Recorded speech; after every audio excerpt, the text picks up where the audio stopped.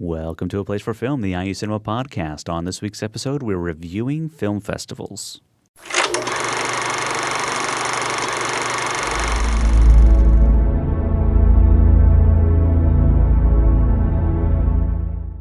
All right, hello everyone. Welcome to the show. My name is Andy Hunsucker. And I'm Jason Thompson. And on this week's show, we are talking about the two film festivals that we've that they've been kind enough to invite us to, the Chicago Film Festival and the Heartland Film Festival. Yes. They kind of overlapped a little bit. One we went to, one we did not go to, but we saw lots of movies from. So we're going to talk about both of those. So there you go. I want to talk about one other thing before we get into film festivals. Okay. We are available in a new place, Jason. We are. We signed up for this service called Stitcher. Mm-hmm. And the idea is we're available like through iTunes, and that's like one of the places that we can, that's sort of like the big place. Like Sure. Everyone goes to iTunes to get podcasts. But the Stitcher thing is really cool. You can get it on your phone, and it streams right through your phone. And you can, it's iOS and Android. You can get it on like Kindle Fire and stuff like that too. And I read that you can even get it on like car stereos. Car stereos, yeah. Yeah, so like you can listen to us in the car now. If your car's fancy enough, I think. So that's available, and you can check us out, Stitcher.com, and Stitcher like you're stitching like that, and check us out on there. And Or if you're listening, like sewing, exactly, stitching, if you're stitching, because they can't. it doesn't come hear with that. any. I don't know if it comes with sewing machines or not. It could be a new marketing plan. They for could Stitcher. put it on all the Singer sewing machines That's true. and all the older income households, I guess. Maybe. Yeah. Maybe that's just what they. That's our new market. Works for me. So check us out on there, Stitcher.com, and that's a new place for you to find us. And tell your friends. Just tell your friends anyways. Yeah. Either way. Yeah. Okay.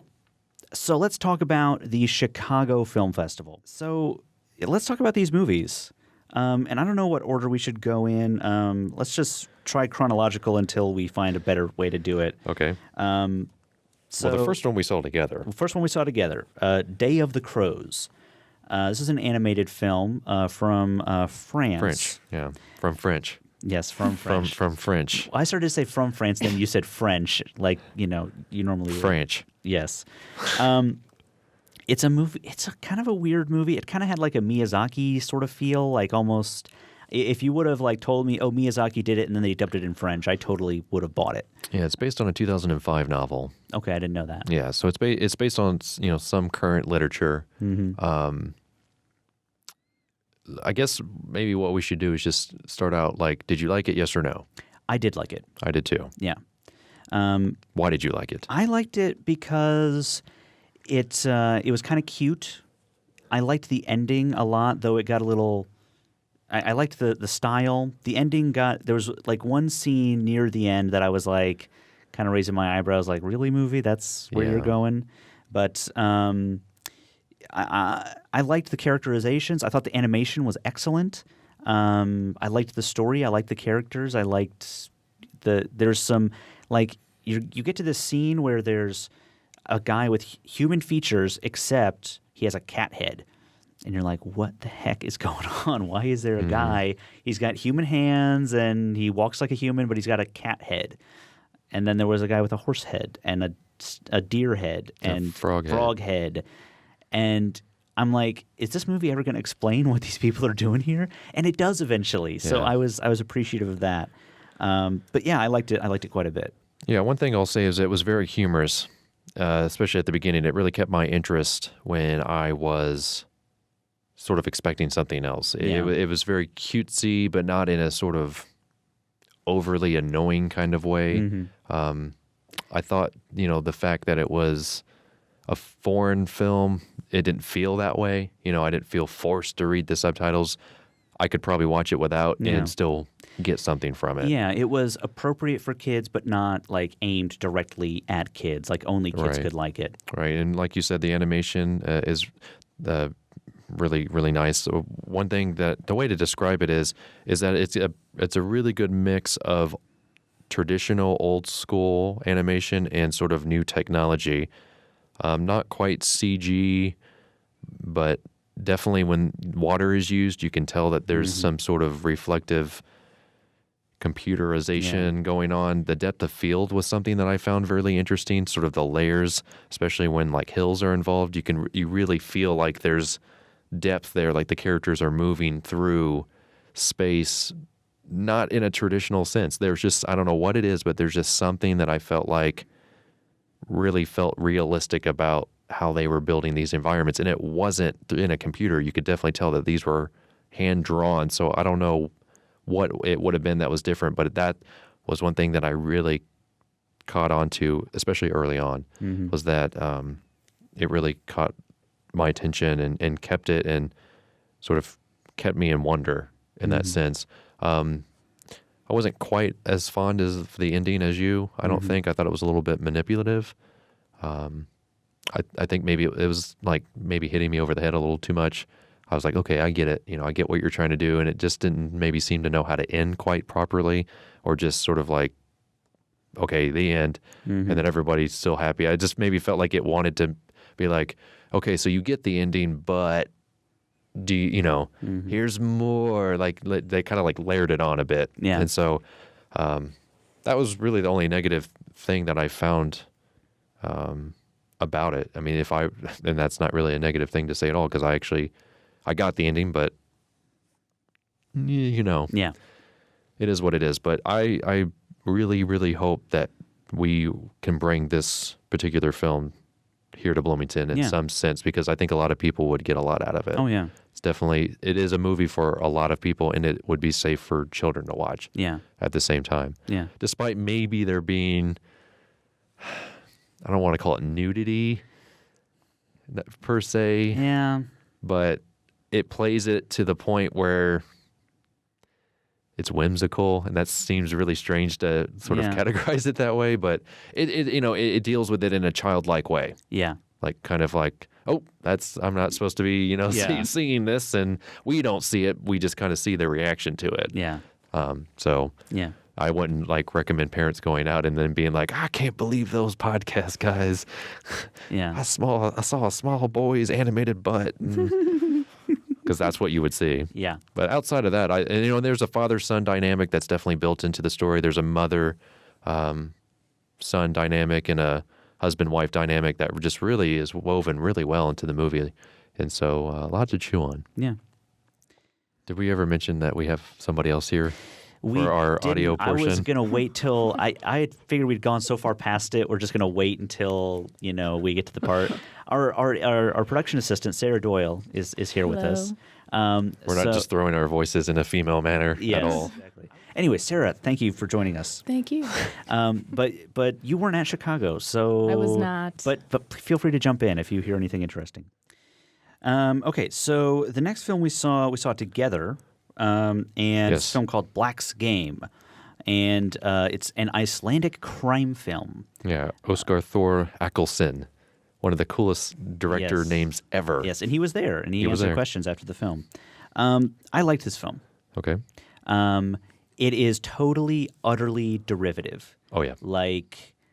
But I almost think that works to its advantage in a way, because it's so familiar that it's like you sort of feel very comfortable with it. It's based on a book that was written about the Icelandic underworld. Yeah, not really a mob, but like certain crime, crime groups, drugs and robberies and heists and stuff like that. Yeah. But it's like, but the whole movie, you're sitting there like, okay, this is the scene from Goodfellas, and this is the scene from Scarface, and this is the scene from name another crime movie. It reminded me a lot of that Johnny Depp movie, Blow. Yeah. Where it's like, but it's like it's a crime film. It's like the rise and fall of this one guy, and it's all from his perspective, which is why it reminds me a lot of Goodfellas as well. But what's interesting was after the film, the director was like, yeah, I wanted to make a film that was exactly like Goodfellas and exactly like this, because and again, when you see that film that you've seen a dozen times before in a different culture, it almost makes it like fresh. But it's totally derivative. Yeah, it is. And I don't know if I liked it as much as you did. I liked it. I think it's worth checking out. I did find the middle of the movie to be a little clunky. Yeah. Maybe because of those sort of dynamics that it was like almost like the movie was trying to become original, and then it was just like, nope, Yeah. we're gonna kind of come back and work with all the stuff that we've done before. And it was great that the director basically was like, yeah, Yeah. you know, have been inspired by these movies. I grew up with these movies. I wanted to make these movies into one. Yeah. Some positive things, though. I really like the soundtrack. Yeah. Thought the soundtrack was fantastic. Lots of really, really interesting music that I'm going to try to seek out, despite there might maybe being a language barrier there. I really liked the at least the main character. I didn't like it first, but I kind of became sympathetic to him. Also, the main female, she was really interesting. Sort of they didn't use her too much or too less. She was kind of just right. I thought maybe, I'm trying to think of the character's name, the guy that kind of pulls him into it was maybe a bit much. He was a little over the top. Yeah. But honestly, actually, there was a few scenes where you thought he was going to be crazy, and then he wasn't. Yeah. And I thought, what are they trying to do here? Yeah. So maybe that's made a little payoff with that character. One thing that I really can say in a negative sense is I really thought the cinematography was rather bland. It was almost in a TV-esque fashion. Yeah. It almost seemed like this would work better as a television show. Yeah. Almost like and not to say anything bad about like Sons of Anarchy, but it kind of played off like that. Like you can tell when something's on made for TV and when something's a movie. Yeah. And this just seemed to be, what was really interesting is that the director did say that he has, directed a lot of commercials and a lot of TV shows and stuff like that, or he's been involved in the productions in that sense. So then I was like, okay, Yeah. this makes sense. So it seemed like everything that I was kind of like, he had an answer for it. And he was just like, this is who I am. This is what I'm going to do. Yeah. And I was cool with that. I think it was really helpful that he showed up and sort of answered people's questions after the movie. Otherwise, I think I would have come out of this not recommending it to anybody. The next movie we saw was one that I don't know if it was the one I was looking forward to most, but I think it was the one I found probably the most interesting before the fest. It was also my favorite of the fest. Okay. Room 237. Room 237 is a documentary not about The Shining so much as it is about people who have found lots of hidden messages Like in The conspiracy Shining. theories of The Shining. Conspiracy theorists about The Shining. Yeah. I found this movie so fascinating. I thought it was amazing. Also, we saw it at it started at what? Well, I can tell you, it's right here. It was late. Yeah. 9:45. 9:45. And this was on Chicago time, so it's like an hour ahead of us. So it was like 10:45 our time. We'd been going all day. We drove to Chicago Friday morning. Yeah. Hadn't been to the hotel. No. Spent all day at the festival. And this was the last movie we saw. And this didn't get done until 11:30, which would have been 12:30 our time. Yeah. So I will say that I was hallucinating probably a little bit while watching this film. But here's what I think about this film. The theories that people brought up, totally ridiculous. Absolutely insane in some cases. But the fact that they spent the time coming up with these theories and the style of the film was really, really interesting to me. It gave me a deeper appreciation for not only The Shining, but also Kubrick in general. Mm-hmm. And I love telling people about this movie. That's what I think I love most about it. Like, I can tell people about this movie. So one of the theories was this guy had – so of the theories that I remember, one was convinced that it was about the slaughter of the Native Americans by, colonial forces. Another guy was totally convinced that the film was actually about the Holocaust. Yep. It was Stanley Kubrick's way of saying this is what the Holocaust was like. My favorite one, though, the one that I will never forget as long as I live, a guy was convinced, totally convinced, that Stanley Kubrick faked the moon landing footage and The Shining was his confession. Yeah. Now, let's be clear. He was sure that we have been to the moon. He thinks that man flew up to the moon and landed and did all of that stuff. He just doesn't It's believe just the footage. the footage was on the moon itself. Because flying to the moon is a piece of cake, but getting a video camera to work up there is totally nuts. Yep. But and the style of the movie was so amazing because he would we never saw the faces of the people he was interviewing. Yeah, there we was like didn't. 5 or 6, I don't know how many people he was interviewing, but you would hear their voices and talking about the film, and then as they were talking about like the first time they saw The Shining, it was like he would have shots of people in movie theaters and like clips from other films. So like, a guy would say, the first time I saw The Shining, I didn't think much of it. And you'd see a guy in a movie theater from like a clip from another movie, like sitting back in his seat, like with his arms crossed, like annoyed. And then it's like, but then later on, I thought it was really interesting. And then you see another clip of a guy like leaning forward into the movie. And it's like, I loved it. I thought it was great. And well, of course, they also used a lot of footage from Kubrick's other films. So, there's Eyes Wide Shut was used quite often. Yeah. With, so one guy was talking and they were using Tom Cruise's character from Eyes Wide Shut as this guy. So he's walking into the theater, walking past a Shining poster, all this other stuff. And a guy was like talking about, the European Shining poster was really the thing that made me want to, and that was, showed it. Right. That's the poster that's in sort of the light box as he's, Tom Cruise's character's being ushered into the quote unquote theater in a sense. So yeah, it was really the stylization was really what made the movie, because it could have just been kind of like a ho-hum type of thing. Mm-hmm. I will note though that also, and we made this sort of observation on the way to the hotel, was that the audience that was there was sort of a younger college dynamic that you could tell was really a fan of Kubrick or sort of that element of film. If there was a lot of film lovers in there, so something would happen on the screen, they would get a reaction out of the people. And I was a little so-so on the movie, mainly because I was just kind of annoyed more so from some of the conspiracy theories, as I've been clearly known to label them. Yeah. I've heard of many of them before, although one thing that I really enjoyed was that they could have just been talking, but at the same time, the movie almost doesn't try to explain it, and it almost just tries to provide evidence towards that person's case. It's very... And one in particular was sort of the magic window that this woman keeps talking about. Like, that's an, what was she calling it? Impossible window. Yeah. And so, of course, they go back and forth, and they show you, and then they show you sort of like a layout of what the hotel would be like in the sense of the movie, but then it would show you like what it actually is in the sense of like how this shot doesn't work. Yeah, the architecture. If he walks from this place to this place and the camera follows him the whole way, then we can, like, people have done blueprints of that hotel. And it's like they walk out in this direction, but then they walk out in this other direction, and it's completely wrong. I thought that was interesting. I don't think it lends itself to a conspiracy theory. I think Kubrick did it on purpose, but I think he was just trying to say this hotel doesn't work. Like, it's just making you uncomfortable with the hotel. Right. And like just weird thing, like things show up in the hotel or routes open up that really weren't there before. Mm-hmm. Obviously, that's kind of the movie. Yeah. Things start kind of getting out of control. Yeah. But you lost on purpose in there. Exactly.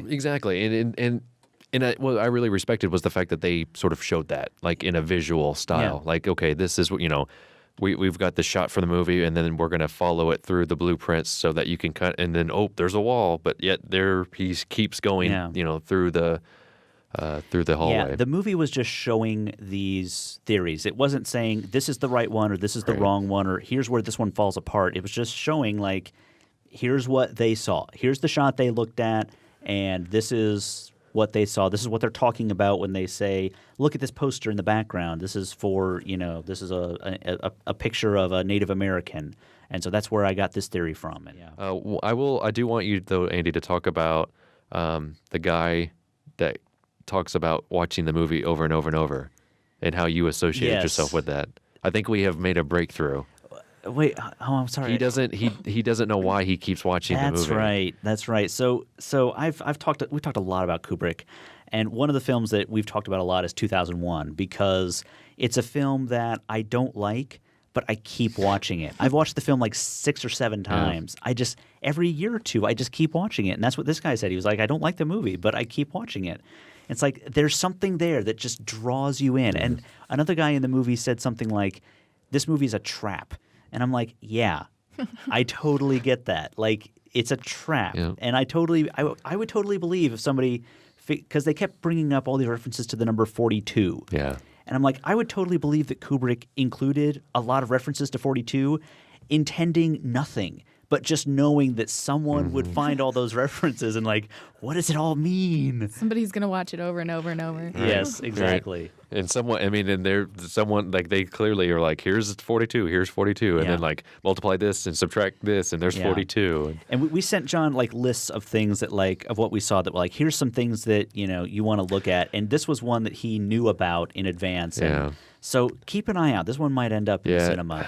I don't want to say too much more of the movie, but it was it like these people get to the point where they watch the movie backwards. Yes. And that really, I was just like, you've taken this maybe too far, people. like it makes sense, but I was like, maybe you could do this with every movie. Yeah, exactly. But it was really cool. They showed some footage of like what it would look like watching the movie forward and backwards overlaid on top of each other, Yeah. and it leads to some interesting effects. But again, that was what I took away from it. Like, have you tried that with like The Wizard of Oz, or Right. have you tried that with Star Wars. Star Wars? Like, surely, like if you're a director and you know about pacing, Right. like scenes are gonna line up in such a way that it things like that happen. Mm-hmm. But it is an interesting idea. But anyways, we've talked enough about that one. Yeah. But that was definitely my favorite film of the fest. Okay. I actually cannot wait to see that movie again. I really want to see it again. And I bought a Blu-ray of The Shining, so I'm going to see if maybe they have a backwards function on it. You're going to watch The Shining right before you watch that one. Yes, yes. Okay, so the next one we watched. So again, this second day, this was the day when we were sort of running from place to place. So I've tried to write down my thoughts, but some of my thoughts might be a little. Yeah, crazy. what's just really funny because like if you look at I've got one of our trusty sort of advertisements Yes. for the podcast, and if you look at it like every day, like I wrote my list of things, and if you look here, the very last movie, guess what I got to do? I got to write down every thought I had because I was waiting for Andy to get done with his last movie. Yeah. So yeah, none of anything in between or at the beginning had Yeah. no time to write anything Exactly. down. So the first thing we saw was this film called The Believers. Won Best Documentary Yep. at the film festival. It was a really good movie. It's about the history of cold fusion. Yeah. When I first read the description, or when I first sort of heard about it, I thought, oh, so this is going to be like a science documentary, like about how cold fusion works and all that stuff and what people are doing about it. It wasn't like that. It was about the guys who claimed to have discovered it and how they were sort of treated in the scientific community after people tried to repeat the experiment. Right. So these guys, were one of them was a chemist. Yeah. I know. And that was one of the things that like made it so like they were chemists. They weren't Yeah. supposed to be looking for this, but they found it. Right. So this happened in 1989, University of Utah, if I'm not mistaken. Basically, did whatever they did and thought, we're not going to, shoot this out to the scientific community. We're just going to announce it to the world that we found cold fusion, and everyone's Yeah. going to be able to have cold fusion in a number of years. Yeah. Yeah. Would be nice. And so, of course, they make this announcement. There's really no sort of, not necessarily proof, but there's nothing really, the community is really not able to back it up because they Yeah. just kind of naturally called for a press conference, announced it. The news media got on top of it. They instantly, become famous. Mm-hmm. And then, people start trying to reenact the Yeah. experiment. That's the and, scientific process. Yeah. And Somebody says, I can do this. You say, how do you do it? And then they try it, Right. and then they confirm or yeah. And so there was no sort of demonstration of Mm-hmm. the product that really was blowing people away. So over time, people became more skeptical. Then the news media turned on these guys, and it really focuses on just one of the guys in particular because the other guy just disappeared. Yeah. Just fell off the face of the earth. And it kind of jumps back and forth in time. So it goes obviously back to 1989, the feelings of that, and then sort of present time and sort of the present reaction to what cold fusion is and this guy's fight with Alzheimer's. Yeah. Is it Fleischman? I think don't remember his I think name. Fleischman is the I one think that it's Fleischman, yeah. they focus on, and he's actually there to interview and speak and stuff like that. And then the crazy doctor guy, that's a whole nother whole nother thing altogether. So obviously this past and present, you're dealing with that, and then you obviously talk about the fallout. And there was kind of a sadness woven through the whole film. It's not a happy Yeah, movie at all. no. And definitely, It's almost like, are these guys who say cold fusion is a real thing, are they like the Shining guys, the guys who are like coming up with crazy theories, or is this a real thing? well, and that's the thing too, is because, it's not only like, it's not a positive thing at all. They get this Robert Park guy who's just, in my opinion, kind of a bully. Yeah. And the only reason why I say that is because he's just completely discounting the fact that cold fusion is real, but has never read any sort of scientific evidence to say that it is real. He's basically just like, nope, I don't believe in it. Like, it would be like if Andy told me about ketchup and I thought that no such thing exists. Yeah. That doesn't exist at all. I cannot believe that that's on your hot dog, your hamburger, your fries. I just don't believe in it. Well, Yeah. you've never tried it. Exactly. And so Yeah. that's kind of where this guy's coming from. And I kind of was like, okay, I can kind of see where this guy's going, until they mentioned the fact that he's never read a single thing and says he never will. Yeah. And it's like, Yeah. that's a bit much. Okay, so my last film was A Royal Affair. All I'll say about it right now is it was really good. It is also I think the Danish entry into the Oscars this year. And I'm interested. I don't know if I'll see it again at the cinema, but I think it would be worth seeing again. It was a lot more than what I expected. Okay. A lot more than what I expected. Well, but that's all I'll say about it right now. okay. And what's really interesting is that was your last movie you were waiting in rush for, and I actually was able to get into mine slightly before you. Yeah. And while we were waiting in line, I was second in the rush line. There was a guy in front of me who I believe was a reporter with somebody, but then in like front of him, waiting for the movie that you saw, was Jan Troell, who's the Swedish filmmaker who did Everlasting Moments, which is the movie I talked about a couple weeks ago. And I'm standing there, and of course I'm in the rush line, and I'm just like, I believe that's Jan Troell. And I was like, Andy already got his, Robert Zemeckis sighting. So I'm like, let me get on my phone here. Jan Troell. I like hold it up, and I'm like, and I like walk over to Andy, and I'm like, I believe that is Jan Troell over there, and I'm not going to go over there and talk to him. Yeah. So I didn't quite do it, but I do believe that was him. I was standing in line for a movie called Simon Killer, which is a film that I wanted to see. It's slated as a USA film, like a movie from the United States, although it is very much a French film, Okay. which I'm a big fan of. I'm a big fan of French films. And spoke of this last week, actually, if I'm not mistaken. Just briefly maybe mentioned it, but I do want to talk about it. I think it's a really, really good movie, and I'm actually really happy I saw it. I don't know where to start. It is a movie about kind of loneliness in a sense. One really interesting technical thing in the movie was that I do believe there were supposed to be subtitles in the film. The only reason why I know this is because as I was waiting for Andy to come out of his movie, somebody went running down the hallway, basically paraphrasing what they said was, what happened to the movie? It should have had subtitles. Some people were complaining. And I think maybe there was some sort of digital conversion where it has happened in the cinema before. it didn't, make it the switch. But again, it was a movie in English and also French, and it worked without the subtitles. And the reason for it is because this character is coming from the States, is house sitting for a week or two with this guy, and you find out that he has recently broken up with his girlfriend of many, many years. They were sort of high school sweethearts, college sweethearts, I believe. And then sort of she leaves him, or she cheats on him. So, there's a falling out there. And you learn all this through just a conversation between him and the guy he's house sitting for, which is in English, thankfully. Otherwise, it'd be very confusing. And so you learn that, but this guy doesn't know a lot of French. Like, he just has like high school French. So as he's talking to these people in French, like, you just get the idea that he has very basic French skills. Yeah. And so I know a little bit of French, so I kind of associated with that. Like, I'm like, okay, I can get on board with this.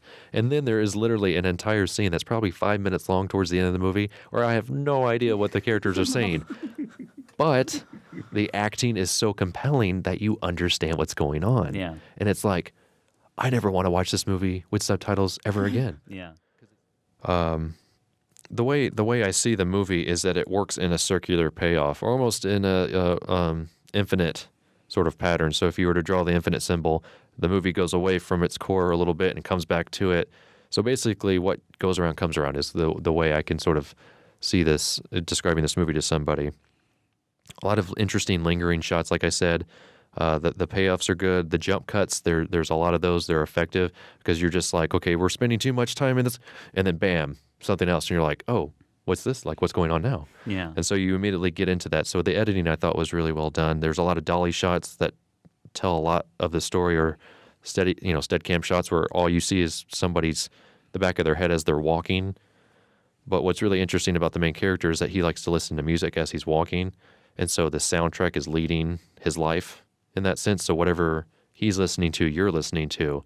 And whenever he switches his iPod or whatever he's using for a musical device, it changes the music in the movie. Yeah. You know, as an audience member, because you're following this guy around, what's the truth and what's not the truth, and what he's telling people, you're like, oh, no, you didn't. Like, oh, you took that from this person and then told this other person. And it's really, really interesting. And you're almost sympathetic with the character. You're almost sympathetic to the point where you're just like, okay, like I can understand why he's doing it.